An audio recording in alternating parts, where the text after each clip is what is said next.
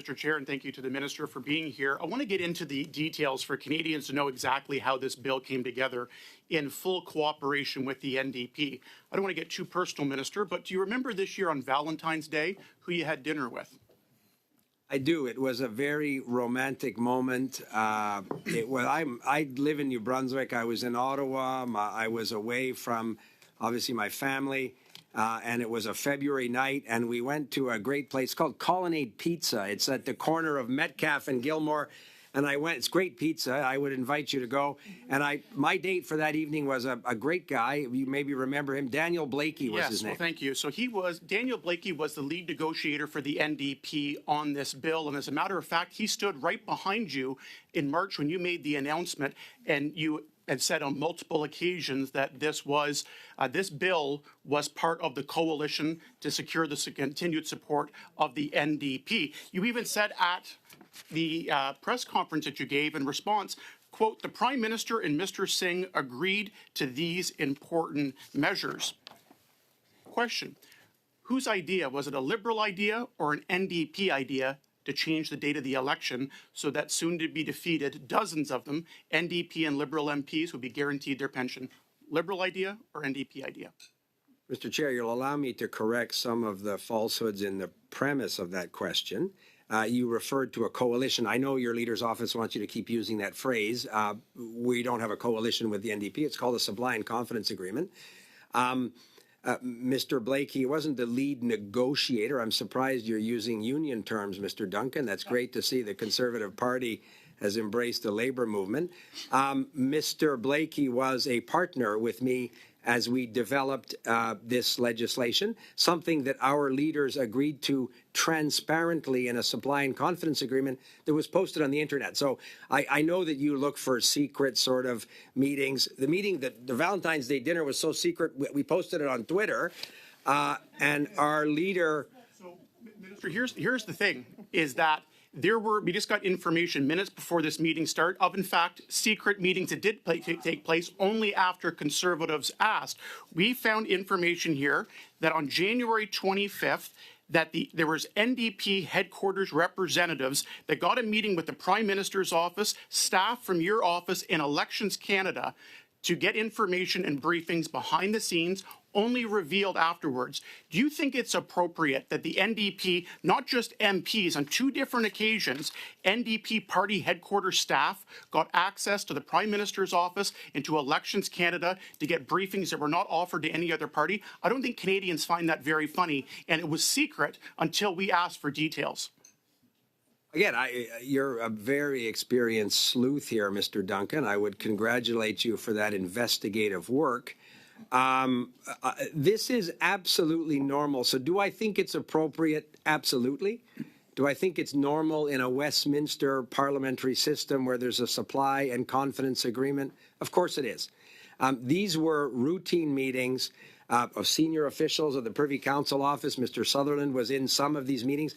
I was in meetings with Mr. Sutherland and the Chief Electoral Officer himself, where Mr. Blakey was present, so we could understand the advice both of the Privy Council officials and Elections Canada as we work together to develop this legislation. So you find it shocking that parliamentarians work together in a collaborative way. We think it's something that Canadians would find very positive. What Canadians would not find positive is that NDP party headquarters staff were invited and attended those meetings. That is completely inappropriate of what happened there, where one political party was given access to information and documents and crafted a bill. But I'll go back again. The whole point that now the NDP absolutely wants to ignore and forget about was the changing of the election date. Was it a Liberal idea or an NDP idea to move back the election by a week so it guarantees any defeated Liberal and NDP MPs their pension? Whose idea was it, the Liberals or the NDP?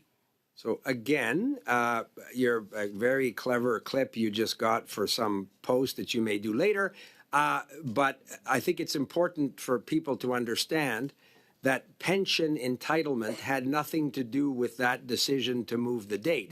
I'm lucky enough, I was elected in 2000, so it certainly wasn't my idea to be concerned about pension entitlement for myself. We think that Diwali is an important moment for a very significant community in Canada. There are municipal elections in the province of Alberta on that date. We worked with Elections Canada on a number of different scenarios of different dates. But as I said, Mr. Duncan, in order to reassure you that the little premise of your question, which you fabricate, wasn't the case, we would welcome this committee's judgment in moving the date and would welcome that when you get to the clause by clause, feel free to work with colleagues if you're so outraged and you want to explain why Diwali or the municipal elections in Alberta aren't important. Go ahead. But anytime you move the date, you're going to bump into a problem somewhere. And here's the thing, Minister, is that it's not about Diwali, because what happened was when you moved it back a week, it then coincided with the territorial election and overlaps into Quebec. What you could have done was move the election earlier if that was truly the reason, and it's not. It's about securing the pensions by giving the election happening a week later. People know that because even just last week we heard when we asked your own officials, why don't you call it earlier, including into the summer?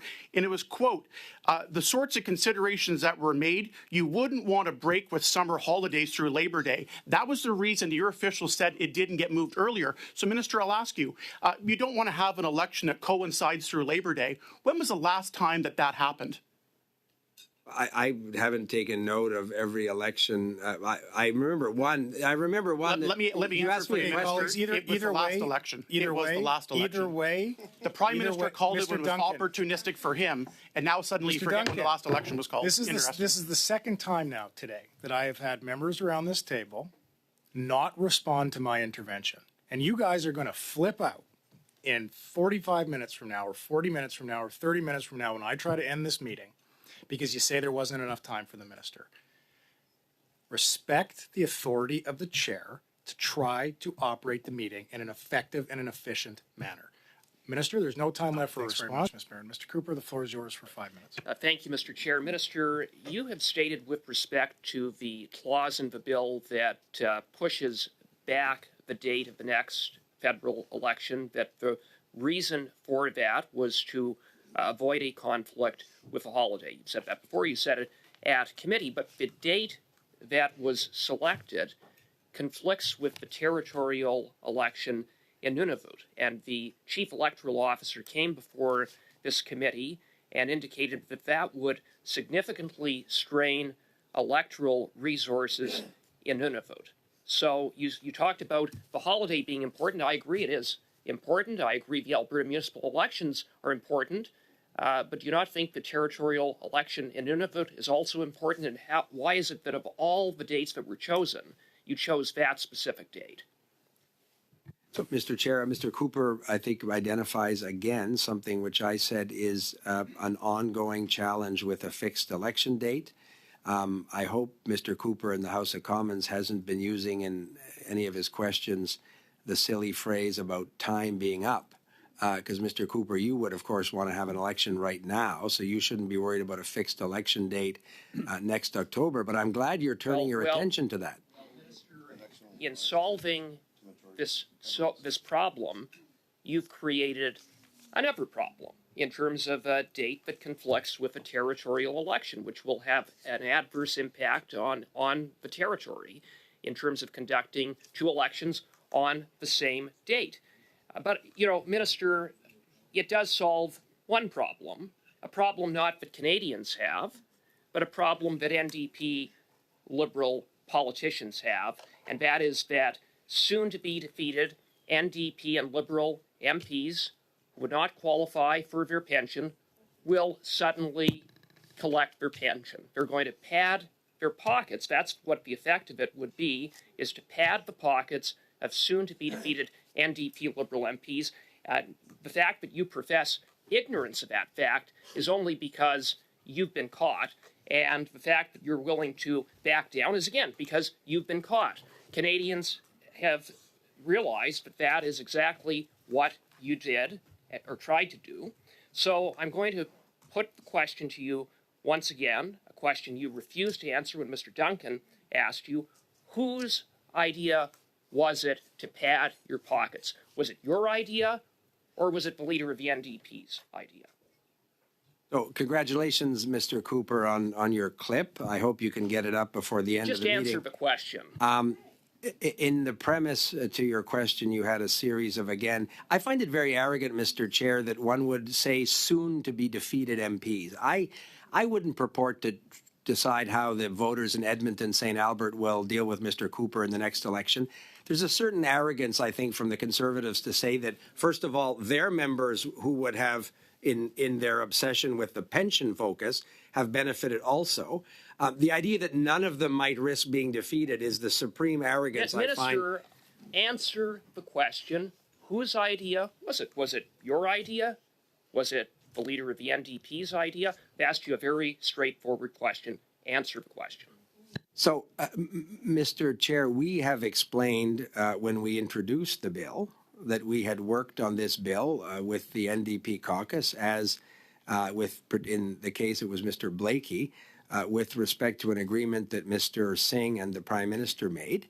And we have noticed the manufactured indignation from the Conservatives around this issue. I agree with Ms. Barron to perhaps prevent them from dealing with what we think are substantive and positive issues in this. When you had your behind closed doors secret meeting with the NDP, we see in response that Al Sutherland attended that meeting, but who in the PMO sat in on that meeting with officials in the NDP?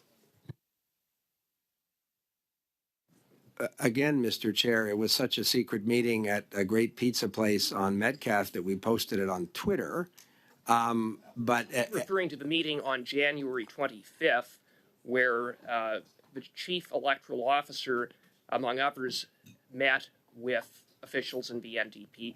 And the question we had asked was, who in the PMO, who in your office was at that meeting, if anyone? There's 15 seconds left. So, again, Mr. Sutherland addressed that. He was at that meeting. By recollection, I think the meeting took place in my office in the Confederation building. There was nobody from the Prime Minister's office in that meeting. I certainly don't have a recollection of that. I was working with a parliamentarian from another caucus who shared our objective in preparing this legislation, and we were lucky to benefit from the nonpartisan advice of both senior public servants and Elections Canada. There's no mystery. The Conservatives find it shocking that people would work together to try and improve our electoral system. I don't think Canadians find it shocking that parliamentarians would work together to strengthen our democracy as opposed to try and vandalize it like Mr. Cooper would do.